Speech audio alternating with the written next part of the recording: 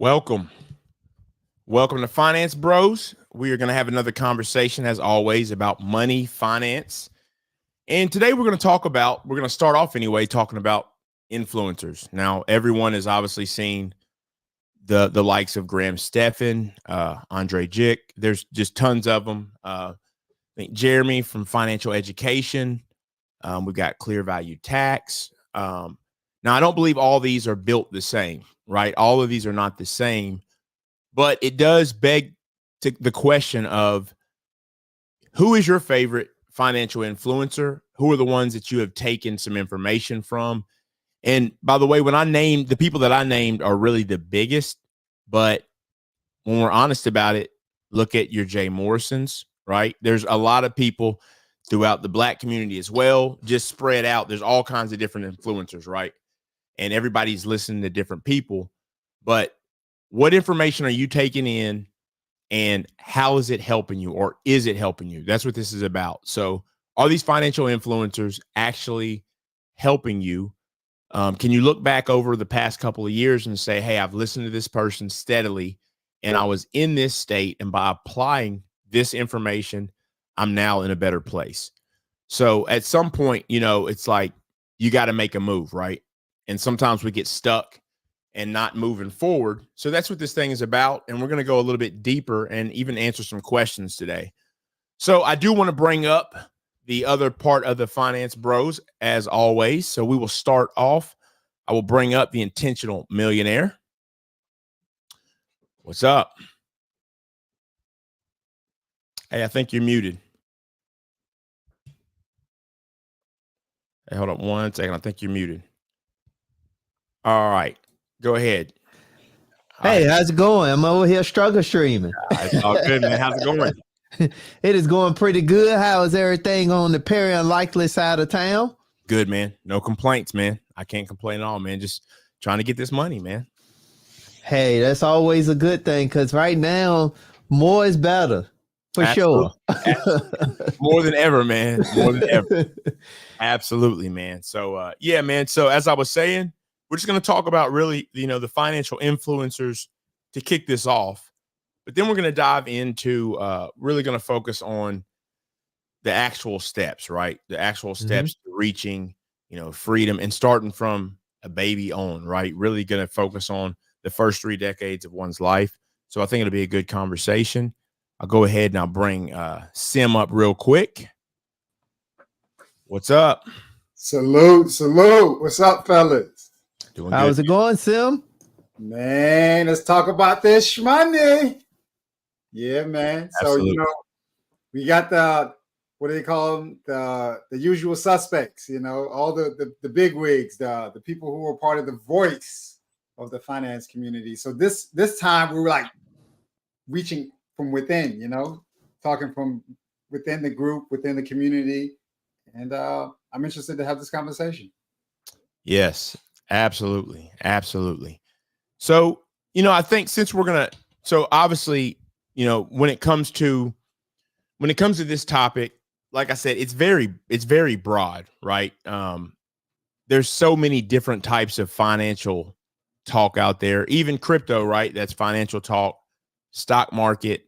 There's people out there talking about how to make money, and I think the thing about it is I don't think there's enough concentration at times on the difference between, hey, the things you're telling people to do, you didn't make your money doing that. So we have people with businesses, right? We have people with businesses. So that's why I think it's interesting. And I was telling you, like, for example, let's say pocket watching with JT. Pocket watching with JT, you'll notice now, some people are big enough on YouTube where that it is their full-time job. Not everybody is. Pocket watching with JT, you can look at his situation and you can see it's not what he does primarily. He actually is an accountant. He owns his own business. So he's not professing to be this or that, and this is how he got his money. He's literally focused on the area where he spent his time and is spending his time. So I think something like that makes it easy. You know, we're friends with the lead attorney. He's talking about divorce. He doesn't focus on criminal law. He's giving you experience on divorce because that's what he did.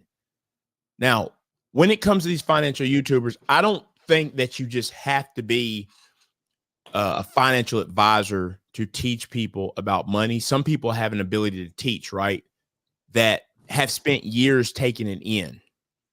But there's also some people who haven't spent years and they're good at the theatrics and they're making a killing, but it's because they know how to get in front of a camera and talk to you and convince you. There's a difference between that.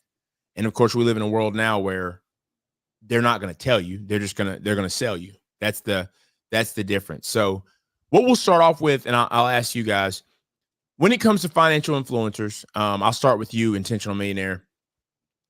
Is there anyone specifically that you personally can say has helped better your financial situation?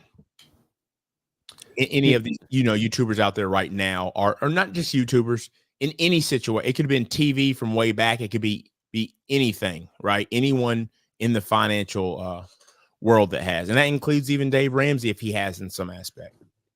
Yes, I would say for me, I would say Dave Ramsey would definitely be one. I will also say that the real estate guru. And I will also say and it's not even a financial channel, but it was just the fact that they would always touch on just life choices and the things that you do in your life. The other channel is Ash is a gaming channel. And the guy's called Max Doodle. And he will even talk about, some of the things that you do, having a business mindset. So, but he's in the gaming space, in the fighting game community. But those are some of the channels that I can say that I actually utilized some of the information and was able to make strides in my own personal life. Okay. Good deal. How about you, Sim? How about you? Any influencers that you can think of where you can say, hey, they've helped me, and if nothing else, even motivation, whatever the case is, right? That you can say has helped you. Yeah, so I'm from the fire community, so a lot of the people from the fire community really inspired me.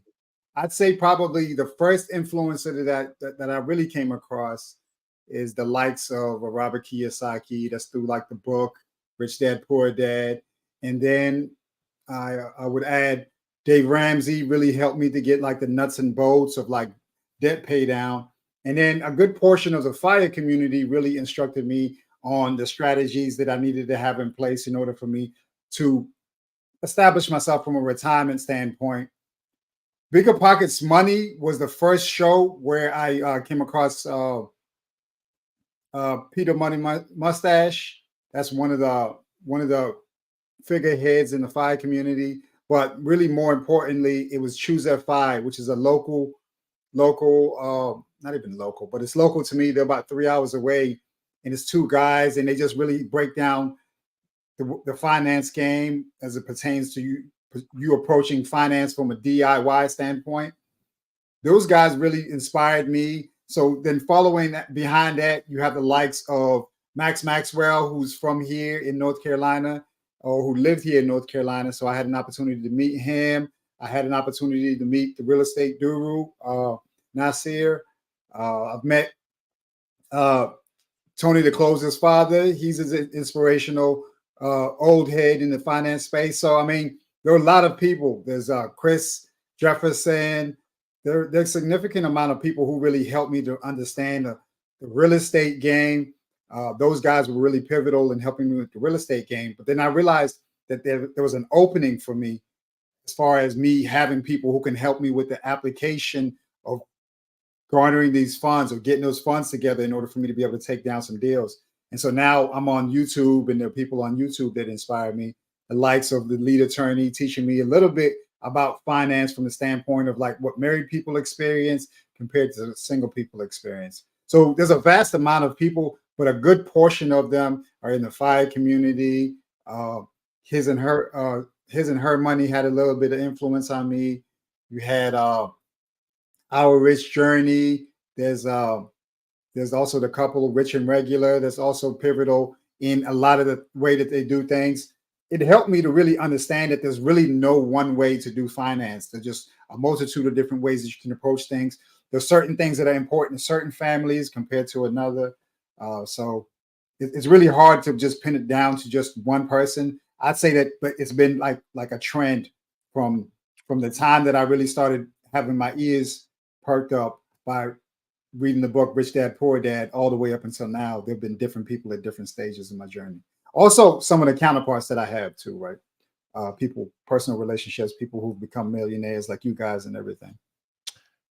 So I like, that's good information.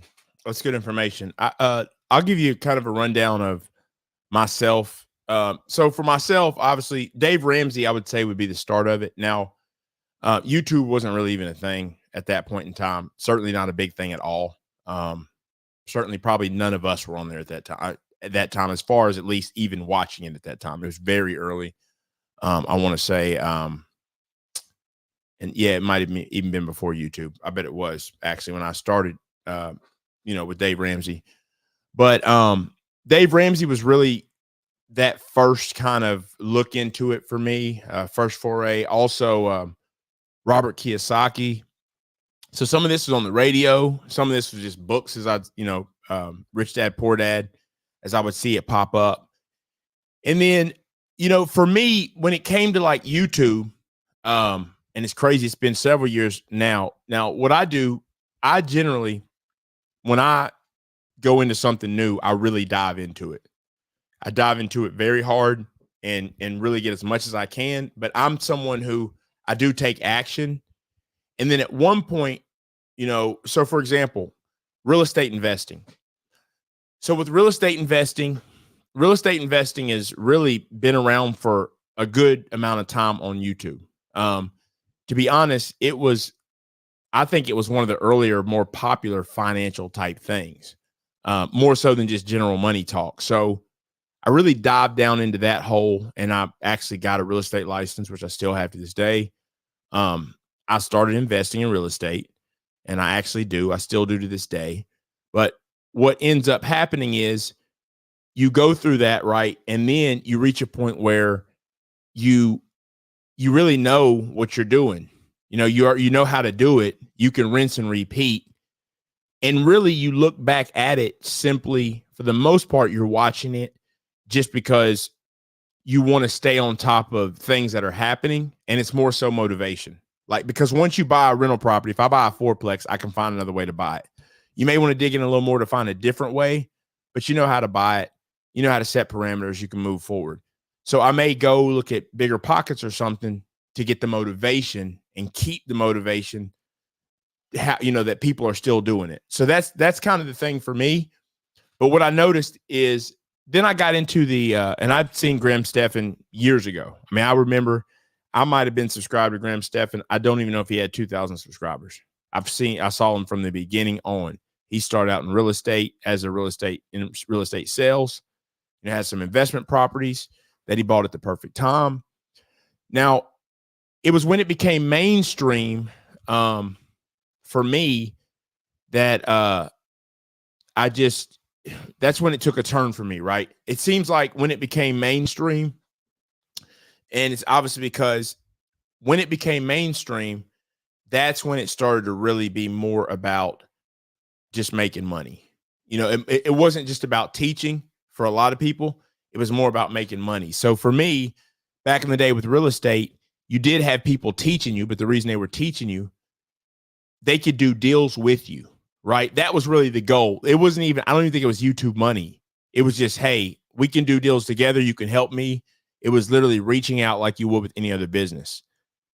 What I've seen in the finance world now is the finances of it is there's a lot of fluff for me to make money, for the influencer to simply make money.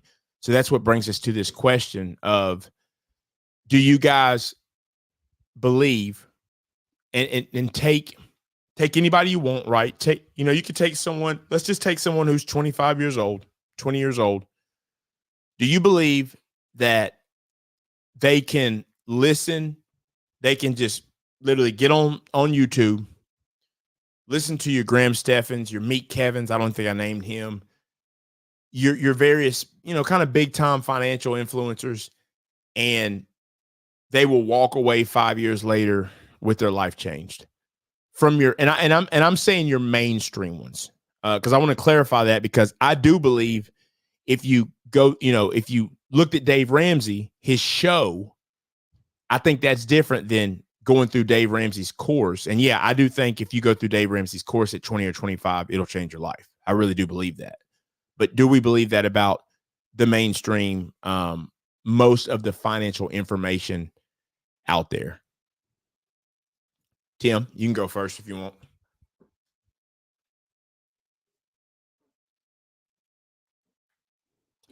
You're still muted, Tim. Yeah, you're muted. Here we go. Yeah, that's a loaded question, but I would say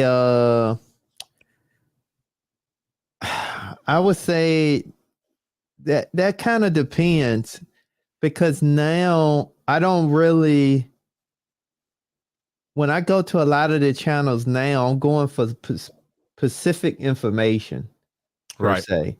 So I can't really say. I will say this. I do think that you're starting to see a lot of channels in the financial space kind of shift a little bit, because I think they're getting to the point where they don't really have, it's almost like you get to that point where you excel so far, you get away from the fundamentals. Right. So because you didn't sell so far, you get away from the fundamentals, but you got to always remember it's a lot of people coming in that doesn't have the fundamentals yet. So I think part of the thing that you don't see a lot anymore is people that does have, the larger channels really talk about and go back to the fundamentals again. And the only person I could say legitimately that still does that is Dave Ramsey, because he's still talking about the 7 baby steps.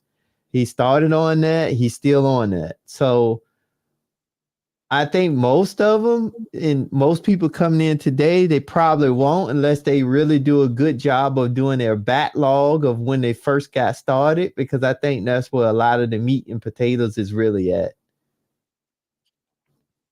Good. I like that take, man. I think that definitely makes sense. Absolutely. How about you, Sim? Yeah, it's a good question. This is a little bit biased. I feel like I've been fortunate, at least with the people that I've met, the likes of Nasser, the real estate guru, and Max Maxwell. I've met these guys, and I've had an opportunity to have more of a conversation with Max than I have with Nasser. But I think that you can tell when people are genuinely interested in just people's growth. A lot of times they'll just give information. There was a time when I was interested in doing some wholesaling, and in looking at Max Maxwell's videos and his channel, you can tell like his progression from the time when he first started all the way to when he became bigger. And he was one of the first people online to actually give away information as it pertains to how people are doing real estate transactions, wholesale deals, and everything. He was one of the first people who was kind of just giving us little drips of information. And I feel like the information that he shared, you have to go back to where he was at in order for you to really see like the grittiness and where he was at those times. Because at a certain point, if you see someone after they've made it halfway to the destination, it's going to look like they're not really sharing much information. But it's just, all that really happens is that it's just a change conversation. We can't expect people to not grow over time. Dave Ramsey's able to get away with the 7 baby steps because he's cycling people in, right? So he brings people in through his program, but then he takes them from the 7 baby steps. Then he's going to graduate them to this one book that's going to change their mindset as it pertains to a different ideology that he wants them to have. So then he's going to move them from there into some of his live events, and then after his live events, he might move them to another event. So he has a funnel. It just doesn't look the same as everyone else. Max, for instance, was doing exactly what you were saying, Perry, where he's teaching you how to become kind of like the boots on the ground in your given city. And then hopefully at the end of the day, you'll have an opportunity to partner with him on deals. You can reach out to him and say, hey, or his office and say, hey, look, I got this deal here in this location. These are the numbers. This is what's going on.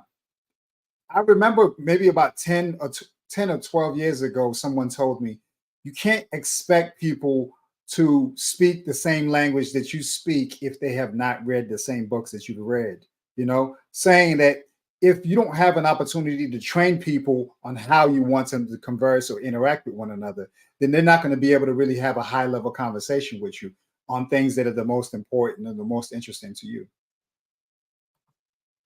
Yeah, I think that's man, I like that.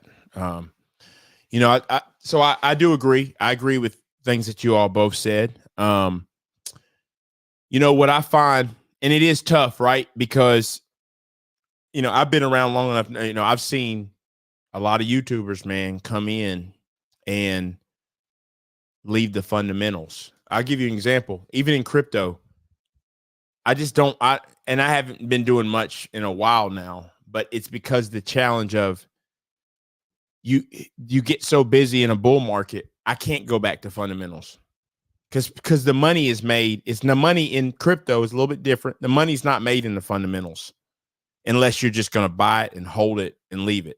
And if you're going to do that, if you know enough about it and you just do that, you'll make the money anyway, even if you don't know anything about it. I don't suggest that, but I'm just being honest. That's just how it is. The money is made right in the bull market is about knowing the themes, what's new. There's going to be a lot of AI coins come out. A lot of them won't do nothing, but they'll make millionaires. Why? Because the theme is AI. So I can't go back and talk about, so it's hard to go back and talk about the base layers, the different things, the nuts and bolts of Bitcoin, how it works, zero proofs, all that stuff that if questioned, and then we did a stream, man, it seems like it's been a couple years ago now, and Jonathan Barronville was on there, and we were really getting in. He's extremely smart. We were getting into, and he can code and everything. We were getting into the actual behind the scenes thing on crypto, and I could answer that. And he knew because that's what he does as far as coding. He's very advanced, but he could ask me questions and I could answer them. But I but I don't spend time teaching that because it's like I covered that so long ago. The ship is moving. So I definitely do understand that piece, right? And we like to reminisce on when someone was, YouTubers were small and they used to do this and do that, right? So I definitely do get that. I like what you said, Sim. I like what you said about man, I lost my train of thought.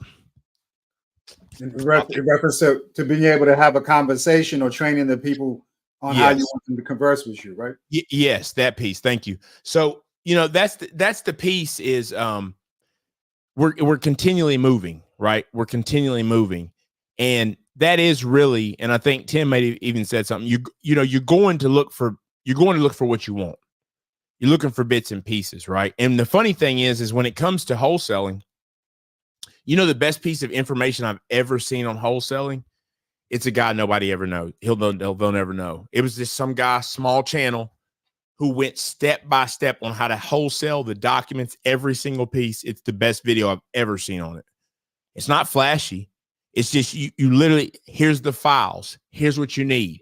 Step by step, here's what to do. If you do that, you can be successful. But I think the other piece to some of this stuff is a lot of people, right? And I believe it's the majority. And that's why the money's there. The majority of people, everyone needs the information at some point. Past that, the majority of people need the motivation. That's what most of them lack. A lot of them are just going back for the motivation is what they're doing, to get them because let's face it, wholesaling, it's one thing to learn how to wholesale, but to do it, there's only a few that are going to do it.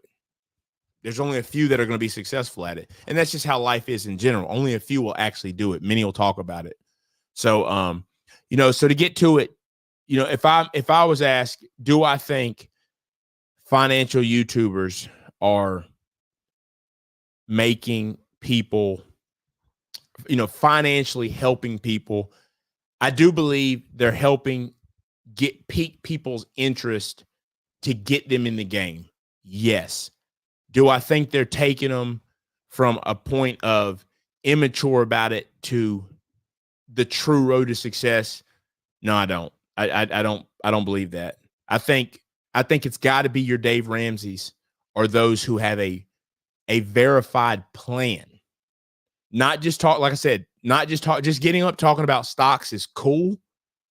But the thing is like if you just talk about options trading and someone doesn't understand it, you can tell them to put their money in there, but you know what's going to happen?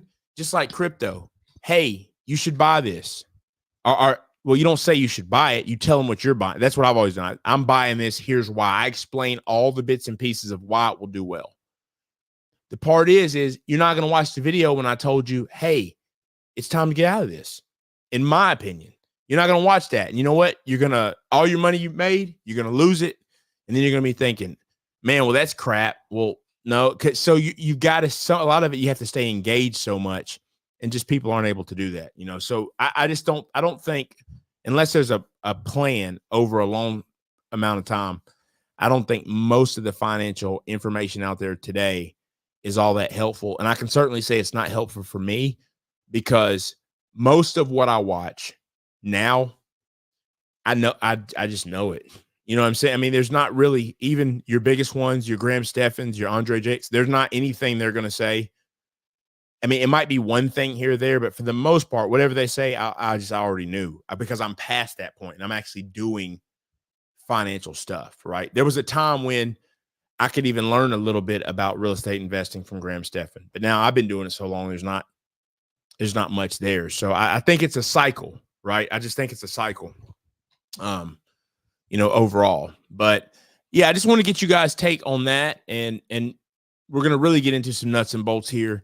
But I want to ask you first, any other takes just on financial YouTube in general that you want to make before we kind of get into the real focus on how you get there, how you make it?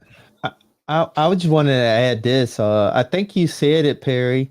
I think the key thing is that Dave have over a lot of the gurus is that he has a system that works. And I think that's the key, because I think it's a mixture of what you just shared, but also what Sim shared is having the system, but then you got to tweak the system based on some of the new information that come down the pipe. But the system, the fundamental pipe don't change. And I think that is the real key, because like you stated, Perry, there's nothing really new under the sun per se, but the implementation of that stuff under the sun is what's different, because it's based on the individuals. So I just think that that's where, when you talk about finances, I think that's the reason where that you can have anybody come in at any level and be able to, get it, follow suit, and then be able to process all the way through. And I think even what I mentioned, I think that's the part that normally lose people, is because you have people that may not be as financial savvy coming in for only certain things, because they only dealing with that certain issue or that certain piece at that given moment. So they only come for that, but they don't understand that it's a process on the back end. So they normally skip the process and they just go to that one thing. It's kind of like the person that goes right to, they get a lump sum of money and they just want to flip the money. So they just do an investment, but they forgot about that. You probably should have paid off your debt first. It's that type of concept. Right. Yeah. No, absolutely. And I think that's a good point. And you know what's funny? I think it's almost funny, that it's not perfect, but you can almost ask people a couple questions and see where they're at. Like, for example, and some of this is bias, right? Clear value tax, right? Clear value tax, and that's why I put him on there.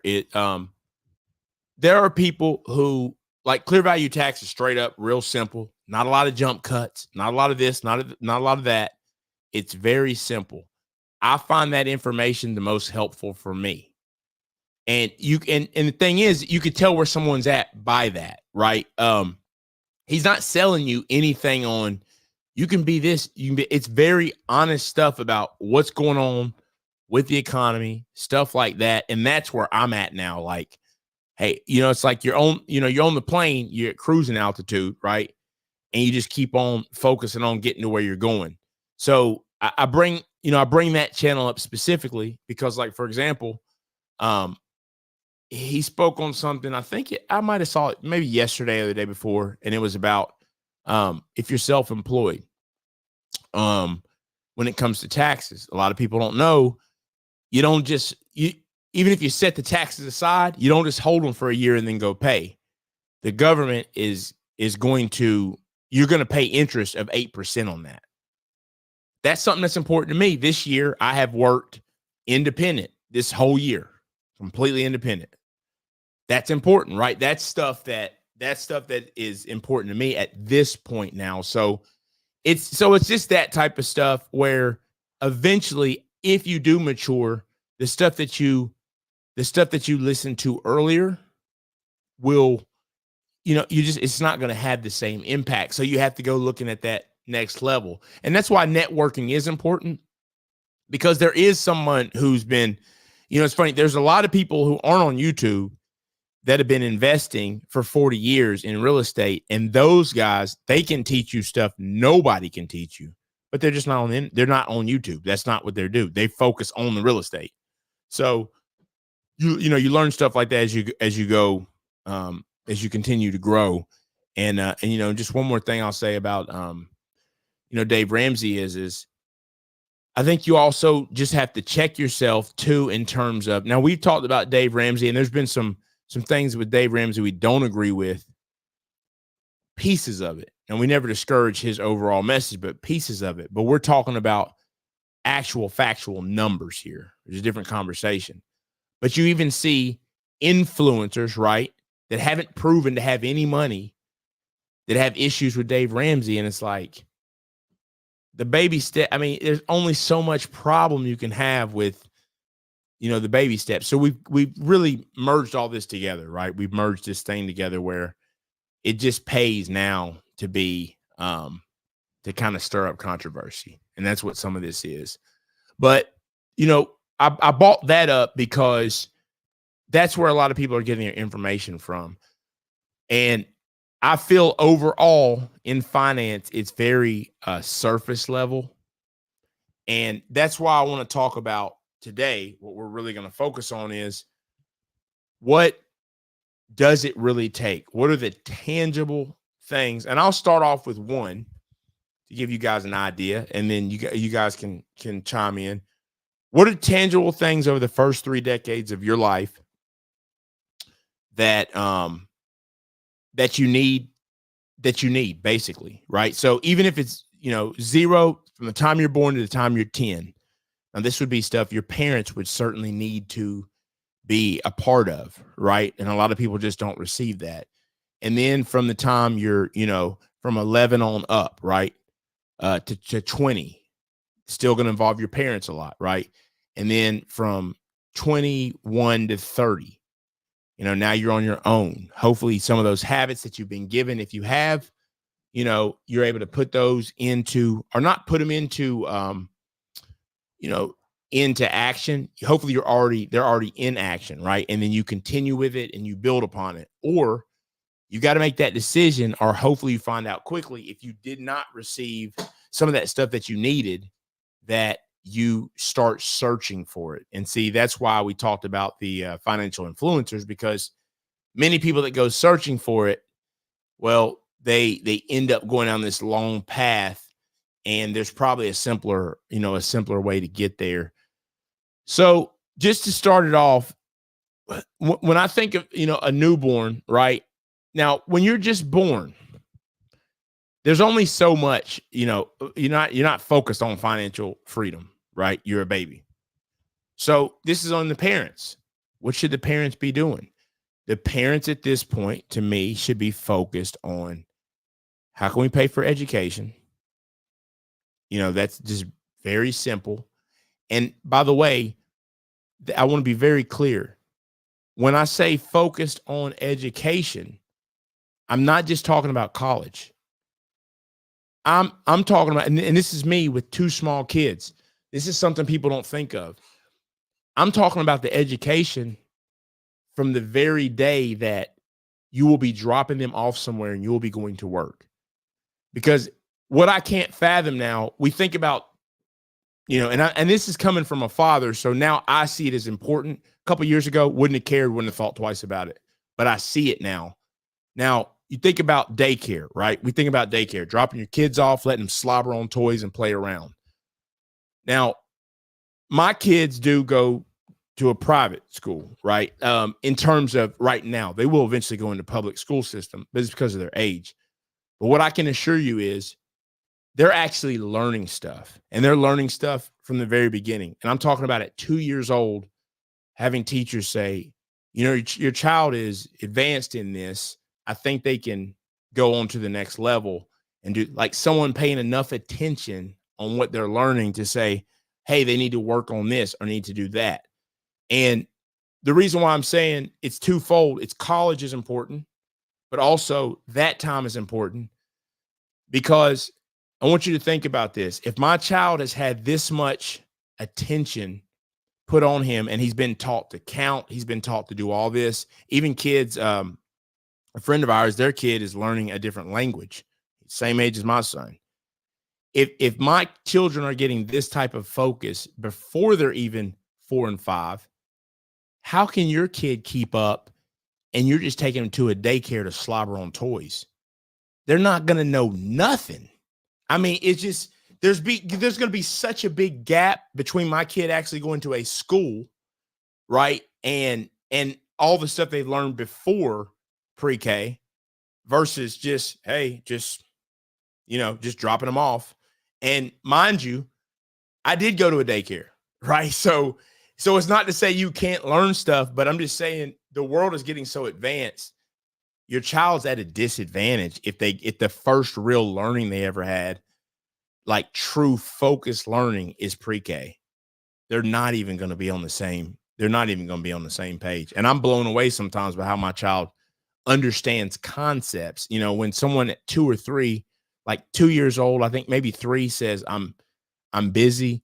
And it's not even saying that, but I asked him to do something. He said, I can't, I'm busy. It's not that he said that. He said, I got a lot of stuff going on.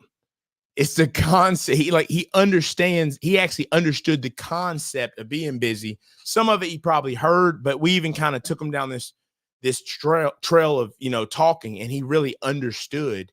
And so I didn't want to go on and on about that, but that's the first thing I noticed is just like, you got to really think about that. Like from the start, setting your kids up to just knowledge, and then focusing on the aspect of how will I pay for them to go to college? Because the other piece is, if I can get them through college, even if college isn't worth it, as people say, okay, cool. Well, if I can afford it and they won't owe nobody anything, well, it's definitely worth it. It's definitely worth it if it's free to you. It's worth it for anybody if you can go to college for free. So that's what I'll start with. And that's solely on the parent, right? That piece. And anything you guys say is likely at that age going to be on the parent too. But we're talking 0 to 10 though, right? So I'm just talking the first part of that. And I kind of did that because I do have kids, right? So, whether you guys want to speak on that or you want to speak on the piece from when they start in school up to 10, I just wanted to kind of kick that off because I do have kids. So what are you guys' thoughts, first 10 years of your life, what that should look like? Tim, you want to go? I can go. You all right? So you know, it's an interesting thing that you question that you asked. I think that there are a number of different ways we could really like consider these things. As a parent, I remember when my son was born, and I remember someone told me, they said that, you know, when the children are born here at the hospital, they're all born, generally speaking, assuming that they're healthy, they're all born with the same exact opportunities, same exact experience. They can be born at the same exact time, with the same exact age. And what you have to say is the only deviation that you start to see is once those children go outside those doors. That's when the privileges start being applied. That's when the affluence starts to be applied. That's when maybe a deprived state of circumstances might be exposed. The traumas, whether they be both good or bad, they become imposed on the child. And it's interesting. I think that there are probably plenty of parents out here who would say that if they had an opportunity to do it again, they would have done it maybe slightly a little bit different. You know, if I was to think about something that I feel like would really empower my child or children, it's probably really just teaching them how to think. I would say that if I can teach my child how to think on a higher level, you know, I think that the children today are really being challenged. They say that the exposure that they have to technology, education, opportunities for growth today far exceed what people were doing in the past. And so I like the idea of exposing them to as much phonetics as early as possible. I even saw something where someone or a child as young as 9 years old was learning how to read, you know, with the phonetics, identifying colors and everything like that. I don't want to emphasize too much on like business and, you know, and being growing up too early, but I do want to expose the child to as many languages, as many opportunities as possible in order for them to develop their brain.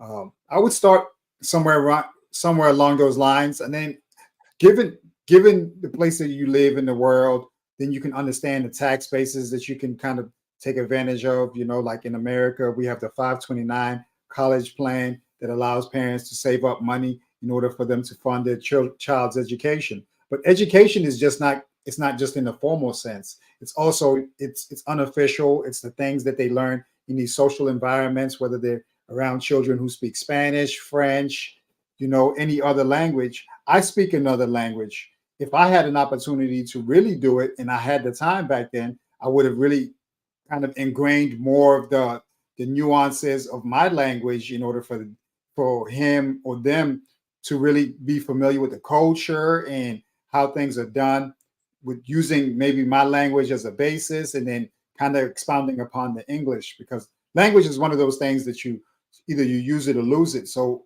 if the contact time is only going to happen at home, let's have the conversation in our language at home, and then they have almost an unlimited amount of time to be exposed to people who speak English here in America. Those are some of the things that I take into consideration, and then of course taking advantage of like Roth IRA all the way up until them becoming an adult and everything. Right. No, good information. Good information. Like I said too, is you know, for myself, I did pretty much just go to daycare. I can't even remember if there's much learning, right? So I think at the end of the day, if you're a free thinker, you'll be okay, right? You're gonna be okay. But it should always be about advancing, you know, those who come after you. It's especially as far as your offspring. Right. So no, good, definitely some good points, Sim. Tim, um, what what do you think, man? What specifically what do you think in that age, you know, from being born to 10? I think it's easy to say a parent, right, should focus on, or what a child needs to receive to really start them off on that financial journey. I think it's a few things. I think the first thing is the parent should understand that once they have a child, they have a personal responsibility, just like providing the shelter and the care for the child. I think they have to understand that they have a personal responsibility for teaching their child, and it's not nobody else's system, whether it be daycare, whatever. They're responsible for teaching. So I think they need to start teaching them about finances. They need to start planting the seeds. When the child learn to write and able to talk, I think they should start using some of the terms around their child so they can start picking it up. And I also think that as soon as a child get the Social Security number, they should start either a UGMA account, a Roth IRA, a Cloverdale account, or a 529 account. I think they absolutely should go ahead and start, because the great thing about that, they got time to work on their side. So absolutely. No, I think that's a good, I definitely think I think those are very important. Like you said, I think I mentioned it earlier, maybe even before we hopped on, just as far as like compound interest, right? I mean, like you said, time is on your side. And I think parents don't realize how much they can do just by doing that. If you don't do anything else, right? Even if you did nothing else and you just start to invest for them or put something away for them, you're offering them something, and it doesn't even have to be a lot of money. Even, let's face it. And I know not everybody's in that situation, but just think about, even if you put up, even if you put up $100 a month, right, for your child, and there was no interest for 18 years, you still be way more than most people can give their child at 18 years old. So exactly, that's just $100, no interest, right? So I don't, and I'm not sure the math on that. It's got to be somewhere. It's got to probably be close to $20,000, right? Yeah, I'll do it right now. You said, what's what age? Yeah, I said if up to 18, you just put $100 a month away with no interest, just $100 a month, straight up for 18 years. That alone is going to still be a nice amount of money that you could offer them that most people just can't offer. Should be like 40-some thousand, I would think. 21.6. 21.6. Okay. With no interest. With no interest, just straight up. So, yeah. So I mean, even something as simple as that would be nice. So I definitely think those are extremely important. So now we go into, and I think those are good points. Now I think what we'll do, we'll go into, that 11, and we can just say 10 to 20. I know the years are, we said newborn to 10. We'll just say now 10 to 20. When now we're getting to a place where it still is heavily influenced by the parents, but you start to understand the concepts, right? And look, regardless of what your belief is, right? When you talk about giving, tithing, if that's something that's important, this is that area where, and really even I think the back, really even before 10, but certainly at 10 and up, that is where you're teaching your children that, because that's where habits really start to be formed. So, for example, whether it's tithing, whether it's just, hey, making money, getting birthday gifts, hey, you put away 10%, you put away 20% on what you make. To me, in this space, that's where that comes. And it becomes the norm. No matter what I make in life, I set 20% aside. And if you hold your child's hand in doing that from the time they're 10, maybe even a little bit before, and it just becomes their norm, it's just what they know. It just becomes what they know. I mean, we're creatures of habit. So it's like, hey, your birthday, you got 80. I mean, you got 100. Remember, here's 80, but 20 has to go in the bank.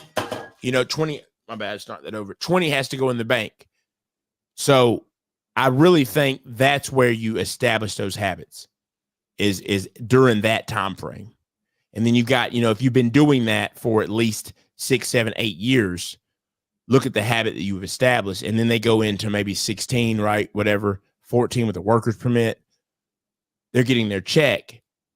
okay, and they need to really probably save more, because at that age, you don't really have anything to worry about. But the real focus is, they start to understand about the taxes.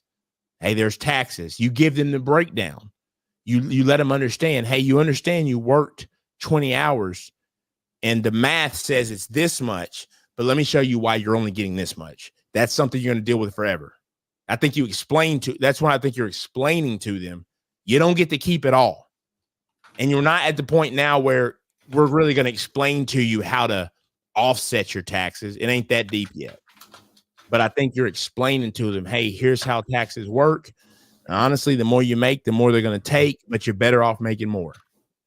So I think that's what you're focused on for me at that age, is just really explaining to them the process of money, explaining to them, hey, a checkbook, balancing it, what you have to do. And I think you just teach them. And my kids are young, but they don't know this concept, but I certainly think by that age, you're putting in their head, hey, this, and I even always am telling my brother about this. His kids are older, right? Is that, like, when they come to visit, let them know, like, this house, they can't have this. Unless you work for this, this ain't something you just stumble in. You don't stumble upon this. Like, you got to work hard to have this. And I darn sure make sure my kids know it. Like, the room you lay in, all the stuff I've had to go through for years for you to be able to do that, you better always stay in line. Like, it's teaching them the process of how hard it is to make it, because we have this idea that it's just easy, and so stuff like that. That's what I think is important during that, certainly, man, from that 10 to 18, because once they're out, then they're going to learn the hard way anyway. Right. But that's my thoughts on that. Any thoughts, Tim? 10 to 18. Any thoughts on what you're trying to teach, or what, like I said, it's what you think a parent should teach, or what you think a child should be learning. And let me just toss in there at the back end of that, for me, is probably where you really start to do like a Rich Dad, Poor Dad, because they can start to see the concept of, like, look, here's the Benz that you can't afford. That same money would have given you this, that would have got you the Benz. Like, you start to put the concepts in their head of understanding the different types of lifestyles people are going to lead. And that just because you see this on TV, like, dude is broke. He looks like he has it, but he's broke. Just those concepts or whatever. What do you think, Tim? I think you're dead on. So I just add to it. I think one of the first thing is, I think the parents should expose them to one of the bills. If nothing else, a cell phone bill, because I think they have to know that, one, everything is not free. Two, I think they get a chance to visually see the responsibility, and not just to be third party, meaning somebody that's, because it now can allow them to ask real-time questions. They get a chance to see, if you have anybody other than T-Mobile, they get a chance to see the taxes and the surcharges and all these other taxes on the tax. So that's one. I also think, going back to your example, they should absolutely be reading some type of financial book. I think that they should, if they can get them in some type of course or class, or even have the conversation with a tutor, I think they need to talk about that. I also think that's the time when the parents should be talking to them about the outlook on their life. I don't think they should wait until they're 18, because you have more kids that start college, or young adults start college, and they don't necessarily know what they want to do. They don't have no insight. They don't even know, they have no idea what their actually options are. So I think those type of things need to happen. And I also think when the parents looking at the courses that may be offered at the schools, and I know that financial teaching is not in a lot of schools, but if the school does have some of those as electives, then they need to sign their child up for them. I think those are some of the things that need to happen. But I also think that they should now task them with something that they can now start planting more seeds. For example, if they, like you stated, Perry, if they working, then they should have a responsibility. I think they should charge them. Now, I think the parents should absolutely charge their kids if they're working. Here's the thing. It don't have to be a charge from the standpoint they're taking the money, using the money. They could be taking the money, putting it back into their investment, but it's giving them the mindset that you have to be responsible. I think the parents should expose them to credit, meaning having the conversation. If the parents have a credit card, I think that they should explain it to them. See, I think this is the best way to really equip. I don't think it should be Dave Ramsey talk to them about credit. I don't think it should be Graham Stephan on YouTube. I don't think it should be the Finance Bros. I really think that should start in the home, because it should be in a controlled environment, and it'll do two things. One, it'll get the parents on board to get more understanding, because the best way to learn is when you got to teach. So I think that's one, but also now the kids get a chance to ask stuff real time and not this, okay, yeah, I get that, but it don't apply to me. No, it applies in our household right now, real time. And then if you're not doing great, then I think that helps too, because now it should force you to want to do better. But also now it should allow the kids to see something that they know that they don't want to become part of. But too many times we get so caught into trying to make and show and point everything out to make it look right and perfect. But we forget that it's so much learning in our imperfects. It's so much learning in our mistakes. And I'm not saying you got to show them everything, but they need to be aware, because when you think about it, how many times do you hear about young adults say they didn't know their parents had this going on financially, and they find out, but then they find out it's so much bad energy from whatever happened, or so much financial devastation, that the kids look at it now, and now they fear finances because the trauma that they experienced and they witnessed from their parents, but it wasn't firsthand, it was secondhand, because they were just on the sideline watching. So I think those are just some of the things I see now, and I'm saying that as someone that don't have kids, but I'm saying that for someone that's set with so many families that has kids. And these were some of the stories and the examples of some of the things that they said they could do it over. This what they was do, but also for me just being an outsider with an assessment of, this is what I would want to happen for my family. Absolutely, man. Great stuff, man. Great stuff. Tell me what you think, Sim. What's your thoughts on it, man? We're talking 10 to, pretty much 20 years old. What do you see as the focus at that time that's going to yield tangible results, on down the road for individuals, whether it's the parents or things that the child should be picking up on themselves? I like what Tim said. I think they're really good points that he's mentioned about the parents being the first point of admiration as far as finances, managing their finances. I think that it's a tricky situation because, like, let's say, for instance, look at today. How many adults do we know today that are walking around traumatized or have anxiety as a result of the lack of finances, the financial trauma that they experience at a young age, right? And then you also think about, like, the whole idea of swimming. Let's say finances were a skill similar to swimming, which it's not the same, because finances are really something that you have contact with more frequent than you would swimming, unless you have a swimming pool in your backyard or you live at the beach. There's a good majority of people out here who are not prepared to swim, right? They don't know how to swim. They can't teach their children how to swim. In the event of emergency, if it's them being inside water, they're going to be destitute. I mean, they're at the mercy of someone coming to rescue them and them splashing in the water. I think that what Tim is saying is very important. We should approach finances as just a core function of life. It's something that you need to have. It's what we are doing every day when we go to work. We are working in order for us to be financially compensated.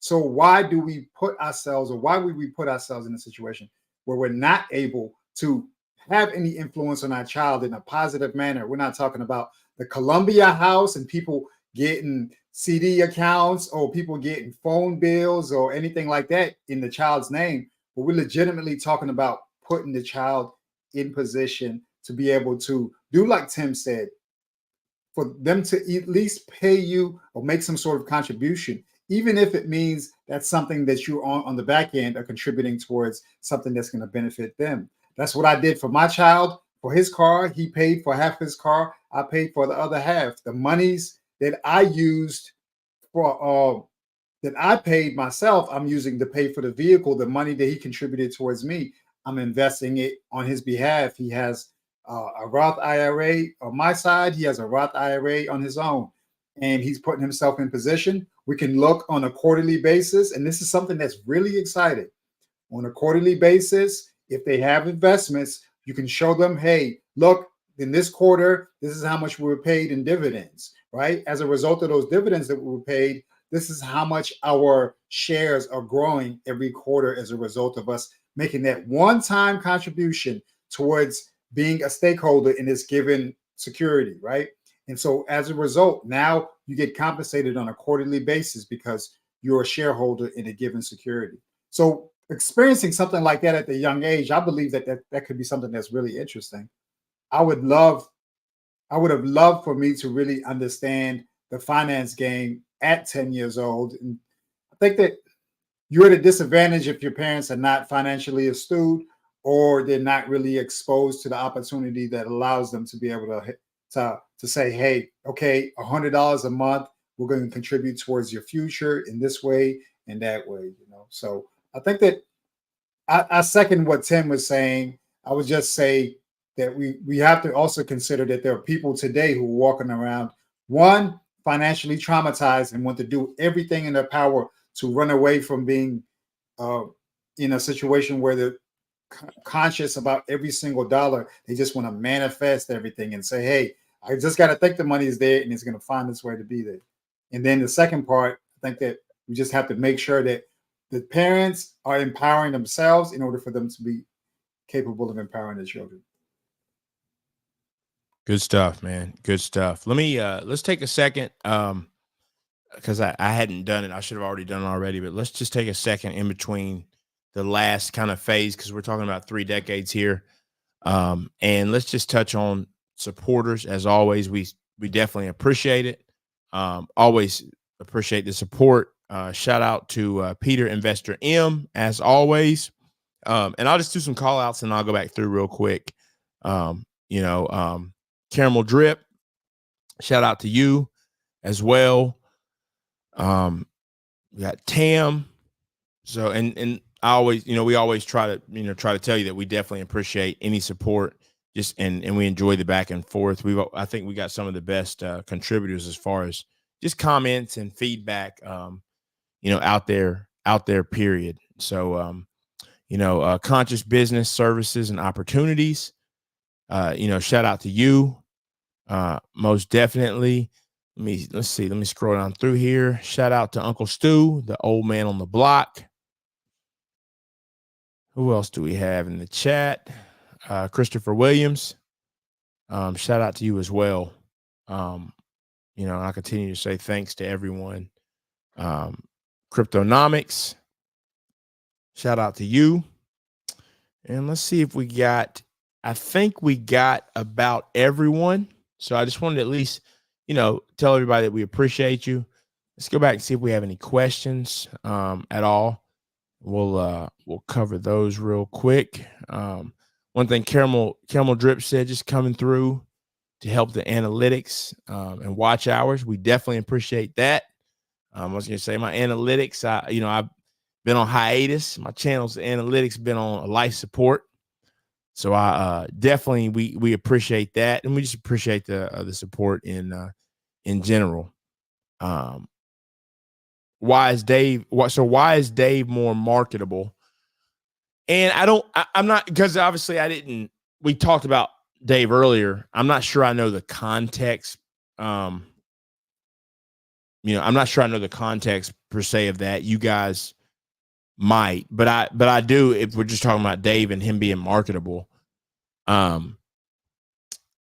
To me, if we're talking about Dave versus your regular, YouTubers and all that, because one thing about Dave, right, is Dave is not a YouTuber. He's on YouTube, but he was a business and a marketing machine long before he was on YouTube, right? So the brand of Financial Peace and all that was put together, and he had to get, and I'm not saying that YouTube's not the hard way. We know it is.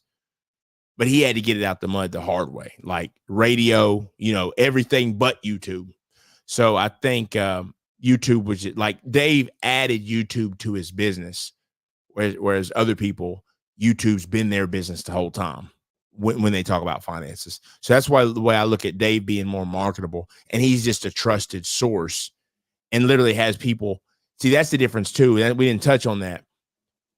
Dave doesn't have fake people in the comments talking about, oh, you changed my life. Now he's got people driving to Nashville to shout it out, right, from across the country. And he's not paying them to do that, right? That's the real deal. So that's the difference, where Dave has this thing going for him that other people don't. You guys can touch on that if you have anything that's what me touching on that from reading the comment. It may be out of context though, but I just wanted to mention that. Any other questions? Let me see. Only thing I say to that real quick, Perry, is Dave had a system, and that system was before the digital age. Yes, correct. And I still got I've never used it, but I still got the little foldable thing that you keep your money in. You keep that little envelope system. I still got it. I might have used it for a little while, but it still looked brand new. So I still got the Dave's envelope system and everything. And now it's funny, think about it. The concept of somebody using an envelope system now, where everything's card, is almost like people don't even want to get, you don't even have to touch the register anymore and put your hands all over stuff. So that's kind of like the passing of money. I went to spend cash and people looked at me silly. Like, are you handing me dirty money? I'm like, it spins, but that's just, we've come so far now, right? It's just crazy. But let me see. And I remember 2015. I thought the envelope system was so archaic, But yeah, looking at it today, man, I barely have cash. I mean, I have cash maybe twice a year. But I barely ever have cash. The only time I have cash is when I go to the airport. So you gotta shoot the people some change, for them to do like the curbside check-in. Or if someone's doing they call it a sky cap, the people who push like the elderly people to the gate. So you got to shoot them some change. But beyond that, man, it's hard to really find a good use for cash, because you can just Apple Pay and all the other electronic peer-to-peer sharing platforms too. Yeah, absolutely. Also, shout out to Intentional Millionaire. He said, yes, Dave getting that long-term and short-term money. That is very true. That's the thing too, is, Dave will hold you to some stuff that it's like, man, I got to struggle for 15 years to get this rental property. Dave's got and that's the piece that we really let off with, is Dave has the business, right? That Dave's the ultimate, because he's making a killing on YouTube, but that money's nothing to him. He's got so much real estate. It's absolutely crazy. So he certainly is getting it. He's getting it both ways. No doubt at all. Let's see. Tam said, Perry, sound like you're breaking up. It might just be me. I'm not sure. Hopefully it is clear. Hopefully it is clear now. If it wasn't earlier. Uncle Stu said, salute to the chat and the panel. Let's see. Cryptonomics comes in, I think, as always. Sup? very simple. Let me see what else Cryptonomics had to say. Christopher Williams says thanks for this stream. Absolutely. I think I just thought this was important to, give some tangible stuff. And I'm not coming down on some of the other information, but yeah, if we're just talking about this new car company, there's going to have hydrogen cars. It's going to change the world. You can make some money. We don't know when the cars will be ready, if the concept's real. And let's face it, if you're in the shape most Americans are in, whatever little money you got to put in it, you're not going to get rich off of it. So when we get to the stock market, if we're not talking 401k, when we get to the stock market, you got other stuff to build first. If you don't even have a habit of saving, how can I expect you to put your money in the stock market? So I just think there's levels to this and there's steps to this, which is important. Certainly. So let me see what else we got. Peter Investor M. Let's see. I like that actually. Make them play the Monopoly games and any other games, teaching them budgeting, savings, and investing. That is very important. I like that a lot. Thank you for that, Peter Investor M. That's extremely important because it's all about the habits. It's all about the habits and just teaching them, getting them used to it and accustomed to it. Cryptonomics, my opinion, people need to teach kids the religion of saving money. And I don't disagree with that. It should be a religion and serious. Saving money can save you in life, period. Now, what I like about what Cryptonomics is saying here, that's another thing that we see on social media. And I probably said it myself. I might have even said it myself. I don't think I usually take that harsh stance, but saving money is dumb because inflation. Well, it's better than having nothing. I'd rather have 100,000 losing money to inflation than not have $1. So we come with these hard stances, and it's like we got to look at each person's situation. So to tell people, it's not dumb. I keep my money in assets, or I'm poor. I'm cash poor. Yeah, but you're worth $200 million, Robert Kiyosaki. And it's more than that. But I'm saying it's like, yeah, but look at all the money you're worth. It's like, it's okay to be cash poor when you can afford to sell a house that's worth $100,000 for $14,000 to get some quick cash. It's okay to be house poor, but your average person can't do that. Right. So I do like that. I still think savings is important. And even with savings, there's different levels to it. There's different ways to save. I do have some money in savings that I just keep there. I don't care what inflation does. I have some cash that if I need it, I can, act and move real quick with it. And I think that's important. And yes, it's not at the house. It's not in a shoebox. It's in the bank.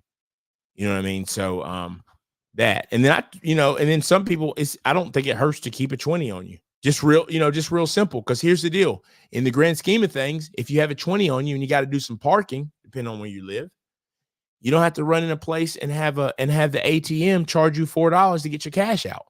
Just go to the bank, keep a little 20 on you. If somebody try to stick you for it, just hand it over. It's not that deep. Some people don't keep cash because they're afraid of getting robbed. I understand all that, but ultimately it's just about making good decisions. But that's a great point. Very good point.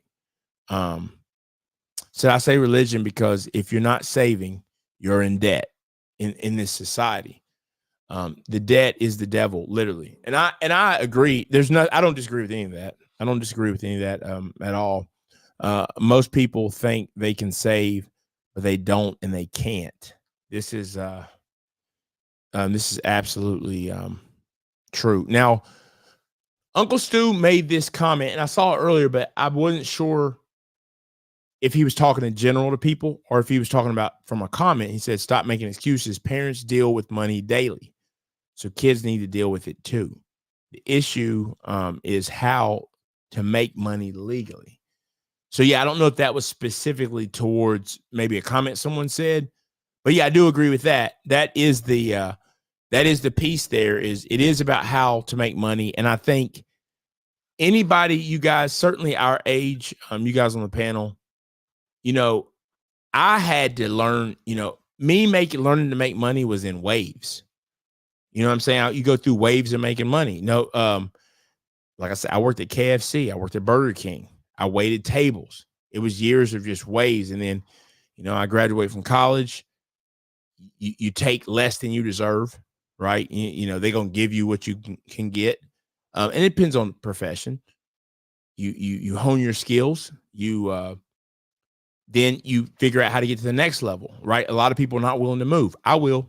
So not anymore, but I moved across, I moved back closer to home. I moved to DMV area, right? So boom, there's a step up. Then I moved to Atlanta, and another step up. And you continue to work your way, you work your way up. And at that point, that's why they say, I forget what years they say, it might be 40s, late 40s into mid 50s or mid 40s to mid 50s. They say when you're making the most, it's because of the skills that you've acquired. So you should be focused on acquiring those skills as early as possible. Find a way to make those skills that a normal person has at 45, well, you got them when you're 35. That's because at the end of the day, there's no age limit on it. If you got the skills, you'll get the job. So that's what it comes down to. On that, which simple habits should be introduced to children to build a financial foundation that they can model from the parents. And I think we touched on some of this, some of the habits. And I think we touched on this. I don't know what time that was, but the biggest habits, I think it is saving. I think it's very specific when we talk about savings. I think it's saving and just it's whatever you get, a certain amount comes out off the top. You learn to live on that amount. Like, so you learn to live on 80%. Change that number how you want. You can make it 70 or whatever. Learn to live on 80%. And that's after tax, right? What you actually got. You learn to live off 80% of that. You learn to budget so you know where your money's going.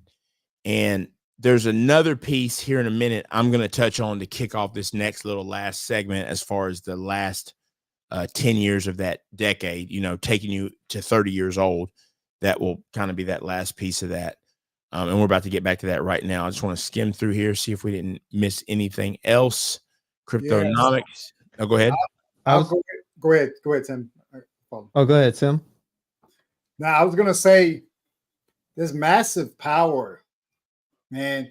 When I think about it, if I was to go back to probably me being as young as possible, or just a child that's as young as possible, I really want them to understand the process of reconciling their spending, right?